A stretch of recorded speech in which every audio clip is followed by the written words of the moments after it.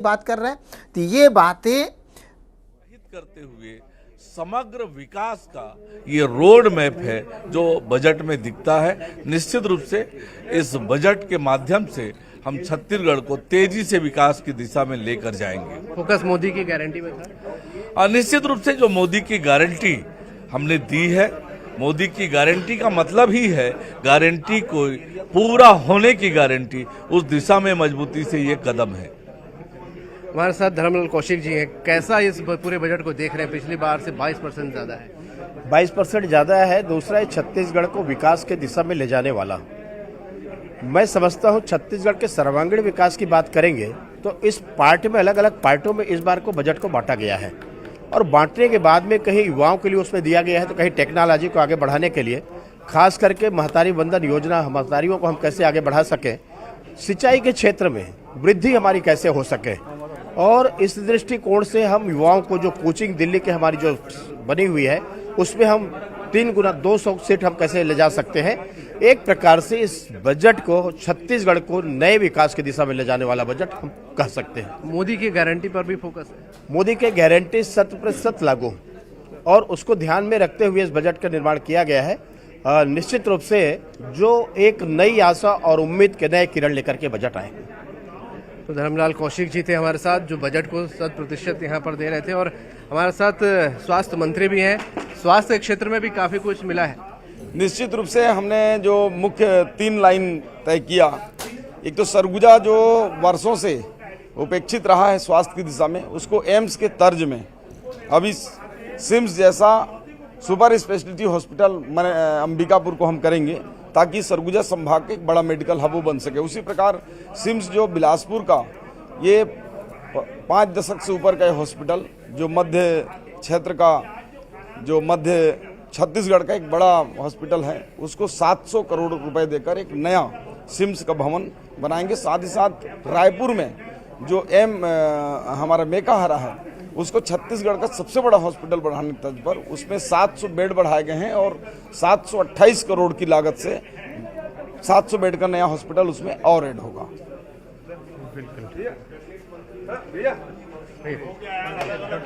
यार एक साथ ले लो ना। तो अमर अग्रवाल जी हमारे साथ, कैसे इस बजट को देख रहे हैं? क्या खासियत है? वर्तमान बजट को और पिछले बजट को हम देखें तो इस बजट में मोदी गारंटी की लगभग 18 से 20 हजार करोड़ रुपया एडिशनल हम देने जा रहे हैं। इस बजट में एक बहुत बड़ी चुनौती थी हमारे सामने, और न केवल हम गारंटी पूरी करने का वादा किया इस बजट में, कुछ का तो हमने प्रारंभ कर दिया तारीख सहित। महतारी वर्धन है, 8,000 करोड़ की योजना है, 1 मार्च से हम प्रारंभ करने जा रहे हैं। और अब हमको रेवेन्यू बढ़ाना है। सारी बातों का समग्र चिंतन करके भ्रष्टाचार को रोकना, राजस्व को बढ़ाना, और उसके बाद आधारभूत संरचना की एक पूरी परिकल्पना, तो एक विकसित छत्तीसगढ़ के रूप में कैसे परिवर्तित हो, पूरी परिकल्पना, न पूरी परिकल्पना, सारी चीजों का एक पूरी तरह से समावेश करके ये प्रदेश को बढ़ाने वाला बजट है। निश्चित तौर पर छत्तीसगढ़ का ये जो बजट है ये विकास की तरफ लेके जाएगा।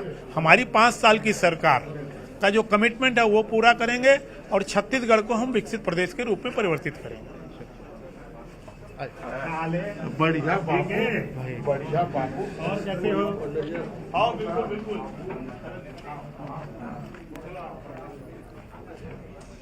तो यहाँ पर आप सुन रहे थे जो प्रतिक्रियाएं हैं, चाहे उप मुख्यमंत्री की हो जिसमें अरुण साहब हो, या फिर स्वास्थ्य मंत्री की प्रतिक्रिया आपने सुनी हो। इसके अलावा कई और अन्य बातचीत भी हम लगातार रिएक्शंस आपको दिखा रहे हैं। क्या आप लोगों को मिला है? क्या मांगा था? देखिए, इस बजट में ये बजट छत्तीसगढ़ के जन कल्याणकारी बजट था और सभी वर्गों को देखा गया इसमें, खासकर महिलाओं के लिए। तो महतारी वंदन योजना के साथ साथ और भी ऐसे महिलाओं को सशक्त करने के लिए बजट में लागू किया गया है।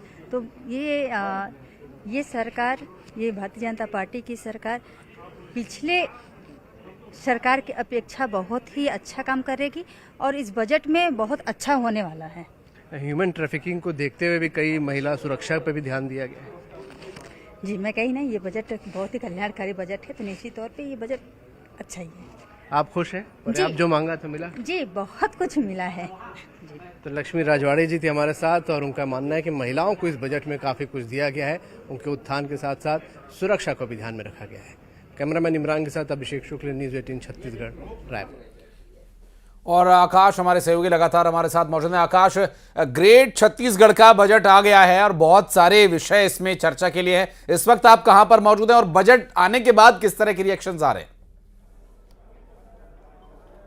जी बिल्कुल, इस वक्त हम विधानसभा में मौजूद है और बजट आ गया है। 1,47,000 करोड़ अनुमानित बजट है, जो 22% ज्यादा है। सीधा स्वास्थ्य पे फोकस किया गया है, शिक्षा पे फोकस किया गया है, सभी वर्गों को साधने का प्रयास किया गया है। मोदी की गारंटी जो है उस पर फोकस किया गया है। आवास सभी लोगों को दिया जाएगा।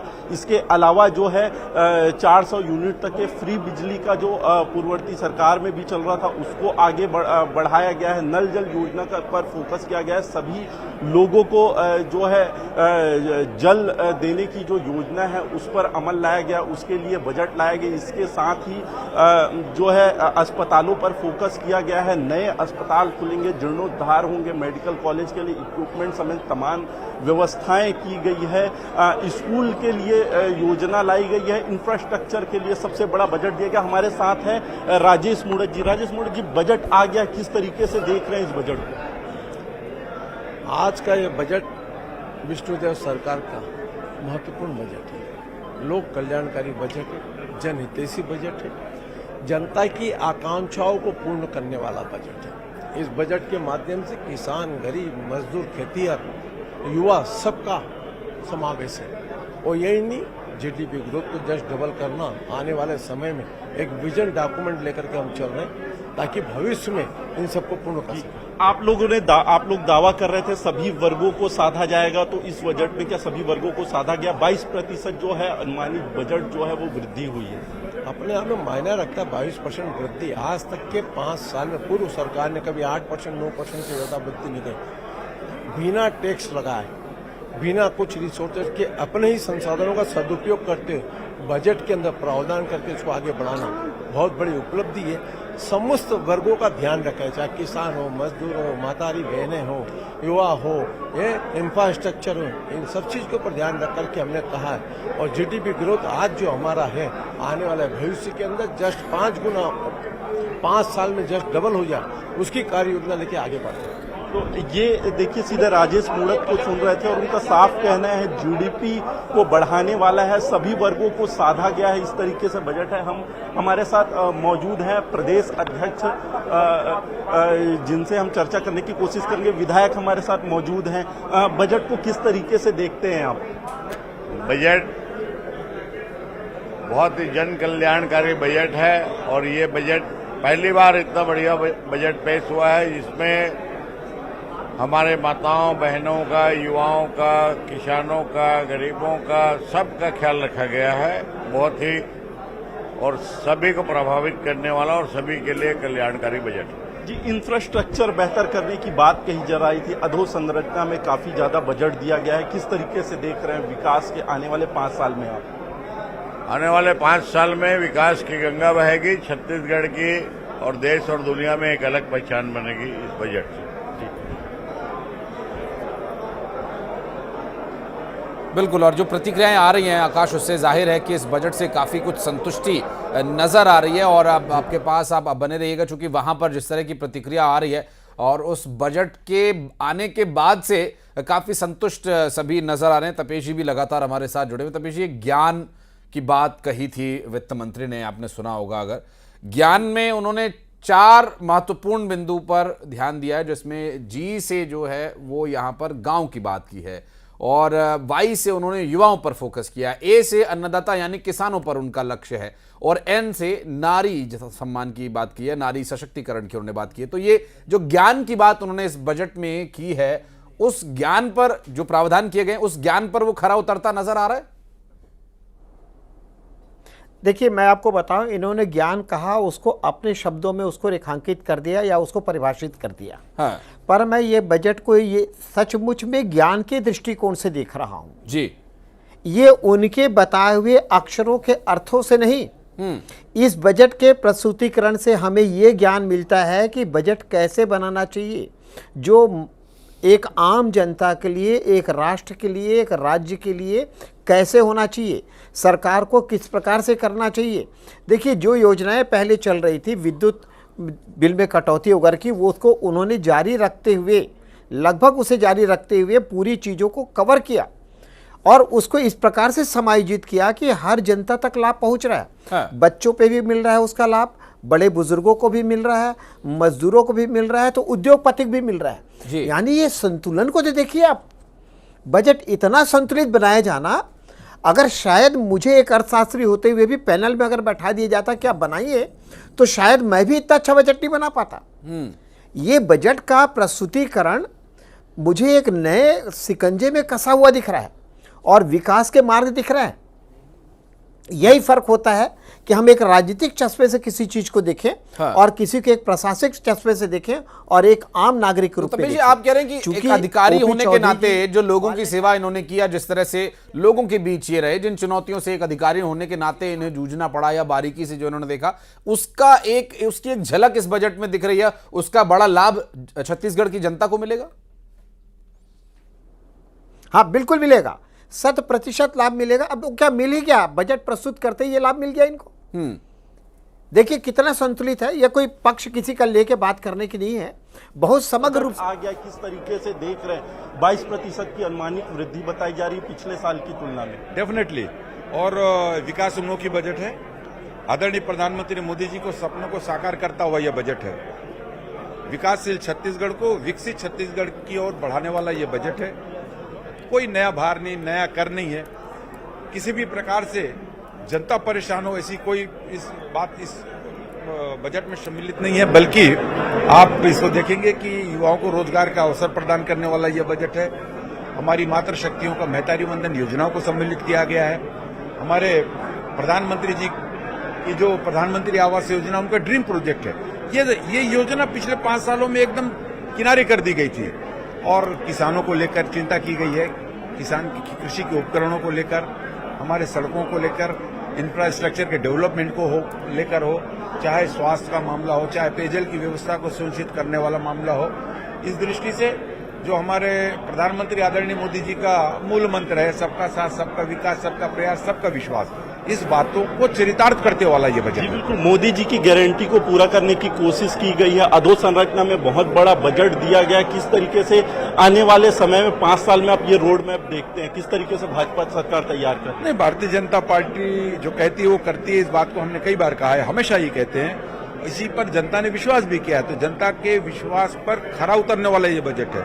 बहुत ही मर्म सर्वस्पर्शी और बहुआयामी और विकासशील बजट के लिए मैं आदरणीय मुख्यमंत्री जी को, आदरणीय वित्त मंत्री जी को, पूरे छत्तीसगढ़ के हमारे श्रेष्ठ जनताओं को बहुत बहुत बधाई देता हूँ। बिल्कुल, ये थे किरण सिंहदेव जी जिन्होंने कहा बजट को दूरगामी बताया और विकास के लिए बहुत महत्वपूर्ण बताया। कैमरामैन मनीष गीते के साथ आकाश रायपुर, छत्तीसगढ़। तो आकाश से भी लगातार अपडेट हम ले रहे हैं। तपेश जी भी हमारे साथ जुड़े हुए हैं। तपेश जी, बजट पर अगर एक क्रमवार तरीके से चर्चा शुरू करनी हो तो इसके ब्रीफकेस से उसकी चर्चा शुरू करें तो बेहतर होगा, क्योंकि ब्रीफकेस पर जो चित्र दिखाई दिए, जो मैसेज एक तरह से लिखा हुआ, जो वहां पर टेक्स्ट उभरे हुए हैं, उस पर भी हम चर्चा करेंगे। भूपेश बघेल की प्रतिक्रिया आ रही है, एक बार वो सुन लेते हैं। भाषण की शुरुआत में खोखला कर दिया और दूसरे तरफ कहते हैं कि FRBM एक्ट के दायरे में है, तो दोनों विरोधाभास है। हमने जो वित्तीय ढांचा खड़ा किया था उसके कारण से ये हो पाया है, लेकिन ये सरकार के जो बजट है केवल होर्डिंग और विज्ञापनों के तहत 2 सप्लीमेंट्री हो गए। अभी तक के किसी भी आवासहीन व्यक्ति को दूसरी किस्त नहीं मिली है, न नए लोगों को पहली किस्त मिली है, न जो हम लोग 7.5 लाख लोगों को दिया था उसकी दूसरी किस्त मिल पाया है। जबकि बजट में प्रावधान है। महतारी वंदना योजना में आप देखेंगे बजट सप्लीमेंट्री बजट 2 महीने पहले जो लाया था उसमें अभी तक के किसी के 1 रुपया नहीं मिला है। और उसी प्रकार से सब नाम बदलने का काम, चाहे भूमि श्रमिक की बात करो, चाहे डॉक्टर खूबचंद बघेल स्वास्थ्य सहायता योजना की बात करो, ये सारी योजनाएं हम लोगों ने शुरू किया था, उसका नाम इन्होंने बदला भर है। इसके अलावा कुछ नहीं, लच्छेदार भाषण दिया है, इसके अलावा इसमें बजट में कुछ नहीं। तपेश जी, मैं आपसे चर्चा कर रहा था भूपेश बघेल जी की प्रतिक्रिया पर भी एक छोटा सा रिएक्शन आपसे लूंगा। वो कह रहे हैं कि बजट भाषण से शुरुआत में उन्होंने बजट खोखला कर दिया, नाम बदल करके योजनाओं को फिर से प्रस्तुत किया। ये विपक्ष का काम है, विरोध करना ही काम है, विरोध के लिए विरोध किया जा रहा है, क्या कहेंगे? देखिए, बजट में अगर उनकी योजनाओं को ले लिया और नाम बदल दिया, इसका कोई फर्क नहीं पड़ता। जो जनता के कल्याण की योजना थी उसको इन्होंने आत्मसात किया है, इनको बल्कि उसकी प्रशंसा करनी चाहिए। हाँ। आलोचना के बजाय इसकी प्रशंसा होनी चाहिए कि जनहित की योजनाओं को इस सरकार ने छेड़ा नहीं, और उसमें आपकी कमी भी नहीं कि इन्होंने ऐसा गलत किया था करके।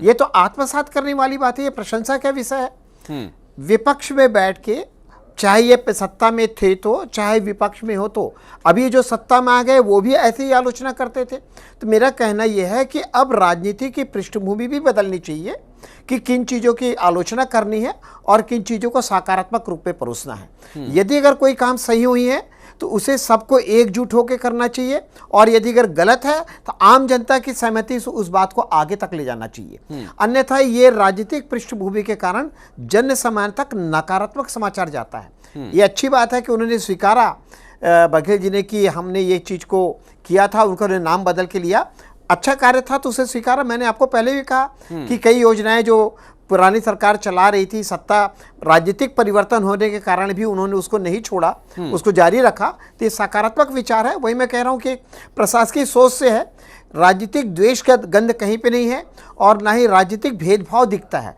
इस कारण मैं ऐसे बजट को सकारात्मक और अच्छा मानता हूँ। निश्चित रूप से। और ये जो बजट है, इसकी एक जो एक थीम पर ये आधारित बजट है, ये ग्रेट सीजी यानी एक महान छत्तीसगढ़ के थीम पर आधारित इस बार का बजट था, जिसमें कि छत्तीसगढ़ को कैसे महान बनाना है उसकी तरफ कदम आगे बढ़ाए जा रहे हैं। मसलन शिक्षा के लिए अगर हम बात करें, या फिर स्वास्थ्य के लिए बात करें, या रोजगार की बात करें, महिलाओं की बात करें, किसानों की, ये सभी वर्ग जो है ठीक तरीके से न सिर्फ इनका ध्यान रखा गया बल्कि इनके कई बिंदुओं को आत्मसात किया। उन प्रमुख बिंदुओं पर जब तपेश जी देखते हैं तो क्या महत्वपूर्ण बिंदु उन्हें नजर आते हैं कि कैसे महान छत्तीसगढ़ और विकसित भारत के साथ विकसित छत्तीसगढ़ की परिकल्पना साकार होगी?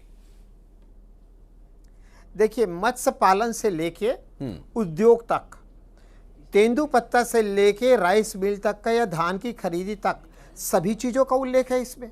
किसी वर्ग विशेष को इन्होंने छोड़ा नहीं, इन्होंने हर वर्ग को लिया, और एक एक बिंदु पे भाषण के दौरान पहले ही कह दिया था कि हम इसको समग्र रूप से ले रहे हैं। नहीं था तो अब तक केंद्रित रहता था रायपुर के लिए, बिलासपुर के लिए, सरगुजा के लिए एक योजनाएं बनती थी। हर बार पायलट प्रोजेक्ट के रूप में या टेस्ट के रूप में डाल दिया जाता था। वहाँ अगर सफल हो गया तो ठीक है, नहीं हुआ तो वो दब जाता था। अब इस बार ऐसा नहीं हुआ। ये बताइए, 6 आयुर्वेदिक संस्थानों की स्थापना करना या इकाइयों का विस्तार, चिकित्सा क्षेत्र का विस्तार ही तो है। खुद स्वीकार कर लेना कि हमारी चिकित्सा सुविधा ये कमज़ोर है, उसको हमें नया बनाना है। हम रायपुर में ज़्यादा बर्डन पड़ गया है इतने हॉस्पिटल वगैरह होने के बाद भी, तो एक हॉस्पिटल का विस्तार करना है। स्कूल के बारे में भी बता दिया, कॉलेज के बारे में भी बता दिया। ऐसा नहीं कि सिर्फ रायपुर के कॉलेज का विकास कर रहे हैं, सरगुजा से लेकर ग्रामीण क्षेत्र और विकास खंड तक के सभी कॉलेज और स्कूल के बारे में चर्चा हो रही है। युवकों को पढ़ने का मौका दिया जा रहा है, रोजगार के अवसर दे रहा है। सबसे बड़ी बात तो यह है, जितने इंफ्रास्ट्रक्चर और जितनी योजनाएं दी हैं उससे सेवा संबंधी योजनाओं का और रोजगार का विस्तार होता है। तो बेरोजगारी को एक अवसर दे रहे हैं कि आप आगे बढ़िए, योग्य बनिए और नौकरी में आइए। और यदि अगर ये सफल होता है और यदि प्रशासनिक कसावट थोड़ी होती, देखिए भ्रष्टाचार को भी कम करने की कोशिश की गई है। तो ये सब चीज़ें जो पहल है, इसे मैं सकारात्मक मानता हूँ। मैं तो खुद कह रहा हूँ ना कि अगर मुझे बजट बनाने के लिए बोलते तो मैं ऐसा बजट नहीं बना सकता था, मैं ऐसे बजट की कल्पना भी नहीं कर सकता था। हाँ। इतना संतुलित, इतना व्यवस्थित रूप से जितनी आय बढ़ी उतना उन्होंने बजट बढ़ाया। और दूसरी बात यह कि योजनाओं में कहीं पे कटौती नहीं की। ये बड़ी बात है। ना कोई कर नया लगा रहे हैं, न ही कोई नया कर के दर में वृद्धि कर रहे हैं। आपने बहुत अच्छी बात, तपेश जी आपने बहुत अच्छी बात कही। कर का आपने जिक्र किया और आय के अनुसार बजट बढ़ाए जाने का भी आपने जिक्र किया। लेकिन ठीक है, आप इस मामलों में बहुत ज्यादा बेहतर समझते हैं। लेकिन सर, एक बहुत ही बेसिक, अगर जो, क्योंकि हम हर व्यक्ति अपने घर का बजट तो कम से कम बनाता ही है, उसके बारे में जितनी आय उसके हिसाब से खर्च, तो लगभग उसी बेसिक तो सर पैटर्न वही है। लेकिन अगर हम प्रदेश की आय नहीं बढ़ाएंगे तो फिर हमें आगे जाकर हो सकता है कर्ज लेने पड़े। ये जो बजट है इसमें कर तो बढ़ाया नहीं गया, आय के लिए कुछ एक जगह प्रावधान दिखाई देते हैं, लेकिन उस हद तक नहीं जिस हद तक कि प्रदेश को सशक्त करने के लिए, उसकी अर्थव्यवस्था को सुधारने के लिए, योजनाओं को देने के लिए तो आपने खर्च तो बहुत अच्छा किया, लेकिन इनकम के लिए अगर हम नजर डालें तो छत्तीसगढ़ की इनकम कहां नजर आती है आपको? क्योंकि कर तो बढ़ा नहीं, कुछ एक चीजों में एक छोटी मोटी बदलाव दिखाई देते हैं इनकम के लिए, लेकिन आप कैसे देखते हैं इसे? नहीं, जीएसटी के बारे में कहा है, जीएसटी वसूली के संदर्भ में बहुत सतर्कता बरतने की बात कही है और उसके बारे में कंप्यूटराइजेशन की बात कही है। हाँ। राजस्व जो पंजीयन क्षेत्र है वहां पे भी इन्होंने नियंत्रण की बात कही है, उससे राजस्व की प्राप्ति होगी। दूसरी चीज ये है, बजट में उतनी ही वृद्धि हुई है और बजट में आपने ध्यान नहीं दिया कि 22% की वृद्धि कर रहे हैं, तो योजनाओं के जोड़ने के साथ साथ जो कर्ज लिए उसका भुगतान और ब्याज भी शामिल है। आप देखिए इस चीज को, बढ़ जाने पे नया कर नहीं लगाया, पर जितना आय आई है उससे वो ब्याज का भी भुगतान कर। जी, शिक्षा मंत्री बृजमोहन अग्रवाल जी, बजट आ गया है, किस तरीके से इसको देख रहे हैं? ये बजट छत्तीसगढ़ को ऊंची छलांग देने वाला बजट है। पहली बार 23 सालों में 22% बजट में वृद्धि की गई है और साथ में पारदर्शिता लाने के लिए IT और AI का उपयोग किया जाएगा और एक आर्थिक आयोग बनाकर बजट को कंट्रोल किया जाएगा और बजट के पैसे को ठीक तरीके से खर्च हो इसकी चिंता की जाएगी। आप पर्यटन मंत्री भी है, पर्यटन में बहुत सारी प्रावधान इसमें बजट में किए हैं, तो किस तरीके से ये आने वाले साल में इसका विकास होगा? देखिए, पर्यटन, छत्तीसगढ़ एकमात्र देश में ऐसा प्रदेश है जहां पर पर्यटन के सभी एस्पेक्ट हैं। यहाँ पर पहाड़ हैं तो यहाँ पर पानी भी है, यहाँ पर जंगल हैं तो जंगली जानवर भी है, तो छत्तीसगढ़ यहाँ पर आदिवासी संस्कृति भी है, छत्तीसगढ़ संस्कृति भी है। तो सबको विकसित करने के लिए बजट में विजन आया है और ये विजन छत्तीसगढ़ को एक नई पहचान देगा। 5 शक्तिपीठ का विकास होगा, राजिम कुंभ होगा, इसके माध्यम से छत्तीसगढ़ विकसित होगा। शिक्षा को लेकर किस तरीके से पारदर्शिता है, क्योंकि कॉलेज खोलने की बात कही गई है, स्कूलों में कई योजनाएं लाने की बात कही जा रही है। शिक्षा के क्षेत्र में तो पारदर्शिता सबसे ज्यादा जरूरी है और इसलिए आज सुबह ही आपने देखा होगा कि किस प्रकार से आत्मानंद स्कूलों में भ्रष्टाचार किया गया है। अब यह भ्रष्टाचार नहीं चलेगा। हम एक पूरा डेस्क बोर्ड बनाएंगे जिसमें यहाँ के पूरे बच्चों का, पूरे स्कूलों का, पूरे शिक्षकों का, पूरी योजनाओं की डे टू डे मॉनिटरिंग होगी और पारदर्शिता के साथ में काम होगा। सड़कों को बेहतर करने के लिए भी भारी भरकम बजट है, भवनों के निर्माण के लिए भी इसमें बजट लाया गया है। निश्चित रूप से ये तो पहला वर्ष है, आगे आगे आप देखिए कि छत्तीसगढ़ के लिए ये सरकार कितना काम करती है। जी, ये थे बृजमोहन अग्रवाल जी, जिन्होंने स्कूल और पर्यटन को लेकर कहा शिक्षा के क्षेत्र में भी बेहतर होगा और पर्यटन का भी विकास होगा। दूरगामी बजट होने की बात बृजमोहन अग्रवाल ने कही है। कैमरामैन मनीष गीते के साथ आकाश शुक्ला, न्यूज़ 18 रायपुर। तो ये प्रतिक्रियाओं का भी दौर बीच बीच में चलता रहेगा, चूंकि जिस तरह से बजट आया है 22% एक इजाफा देखने को मिल रहा है और सभी वर्ग को साधने का प्रयास किया रहा है। इस बीच हम लगातार चर्चा भी कर रहे हैं और चरणदास महंत क्या कुछ कह रहे हैं, एक बार सुनवाते हैं आपको। ऐसा लगता है कि माननीय नरेंद्र मोदी जी को प्रभावित करने के लिए, उनकी चाटुकारिता के लिए पेश किया गया बजट है और इसलिए इसमें उन लोगों के जो दिए हुए वचन थे वो मेरे पास अभी लिस्ट बनवा रहा था, इसीलिए देरी हुई। ये गारंटी, मोदी की गारंटी, ये 15 गारंटी जो उन्होंने मोदी की दी है, ये 15 गारंटियों का नाम उसमें शामिल नहीं है। ये सिर्फ दिखावे की बजट है। हमारा कोई काम ऐसे कम तो नहीं किया है, सभी कामों में उन्होंने अपना धनराशि देने की आवश्यकता समझी है, कोई काम बंद करने की हिम्मत नहीं की। इसका मतलब हमारा काम छत्तीसगढ़ के हित में था, यहाँ के गरीब आदिवासी युवाओं के हित में था, अनुसूचित जाति के हित में था और अभी जो सिर्फ नाम बदल करके उसको नया कलेवर पहनाने की जो उनने कोशिश की है, वही एक कोशिश है। और यह बजट किसी के क्षेत्र में, कृषि के क्षेत्र में कोई योगदान करने वाला नहीं है।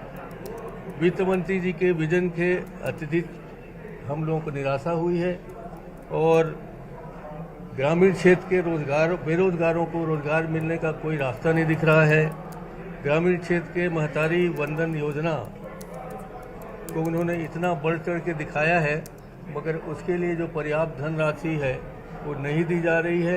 एक लालीपाप ही साबित होगा और यह बजट व्यवसायियों के लिए, उद्योगपतियों के लिए, नए पैसे कमाने के लिए एक रास्ता बनेगा और गरीबों का कहीं कल्याण संभव नहीं है। आप कहें तो मैं इसकी कॉपी करा रहा हूँ। ये 15 योजनाएं जो उनके गारंटी की है नरेंद्र मोदी की, वो 15 गारंटी का कोई भी जिक्र नहीं। ठीक। और उन्होंने तुलसी बाबा को याद किया है, मैं भी तुलसी बाबा को याद कर लेता हूँ। कोई है तुलसी पावस के समय। नेता प्रतिपक्ष चरणदास महंत को आप सुन रहे थे। एक रिएक्शन इस पर ले लेते हैं। हमारे साथ तपेश जी लगातार जुड़े हुए। तपेश जी, बजट को तो हम आपके शब्दों में समझ ही रहे हैं ताकि आसान भाषा में अपने दर्शकों को भी बता सके, लेकिन जो पॉलिटिकली एक दबाव जरूर होता है विपक्ष पर कि कुछ एक चीजें ऐसी गिनवाई जाएं जिससे कि पता चले कि विपक्ष मौजूद है, अपनी मौजूदगी दर्ज करा रहा है विपक्ष। आपने सुना होगा नेता प्रतिपक्ष चरणदास महंत जो कह रहे हैं, उनका कहना है कि डर की वजह से योजनाएं बंद नहीं की, मजबूरी में उन्हें योजनाएं चलानी पड़ी क्योंकि वो जनहित की योजनाएं हैं। बात वो कर रहे हैं लेकिन शब्द उनके थोड़े से बदले हुए। देखिए, बजट हमेशा राजनीतिक दृष्टिकोण से प्रभावित विषय वस्तु होती है। सत्ता में परिवर्तन से निश्चित तौर पे बजट में परिवर्तन होता है। अगर यही सरकार भी दोबारा आ जाती, कांग्रेस की सरकार भी अगर दोबारा आ जाती, तो शायद बजट के स्वरूप में परिवर्तन करती ही करती। इस कारण परिवर्तन सृष्टि की नीति है, नियम है, उसे स्वीकार करना चाहिए। बल्कि प्रदेश से बढ़ रहे भ्रष्टाचार, उससे हो रहे लीकेज ऑफ इनकम, इसको ब्लॉक करने के लिए पक्ष और विपक्ष को एक साथ काम करना चाहिए। बजट सत्र में लौटता हूं। आकाश हमारे सहयोगी लगातार वहां से हमारे साथ जुड़े बातचीत कर रहे हैं। मैं आपके पास लौटता हूं। निश्चित रूप से छत्तीसगढ़ के लोगों का एक विश्वास का बजट है, छत्तीसगढ़ के विकास का बजट है और छत्तीसगढ़ को ऊंचाइयों में ले जाने का बजट है। ये छत्तीसगढ़ जो लगातार 5 सालों से पीछे जाने का काम किया है, इस बजट के माध्यम से आने वाले जो 5 साल हैं, हमारा जो अर्थव्यवस्था है वो सीधे 5 लाख करोड़ से 10 लाख करोड़ की हमारी अर्थव्यवस्था वाला छत्तीसगढ़ बनने वाला है।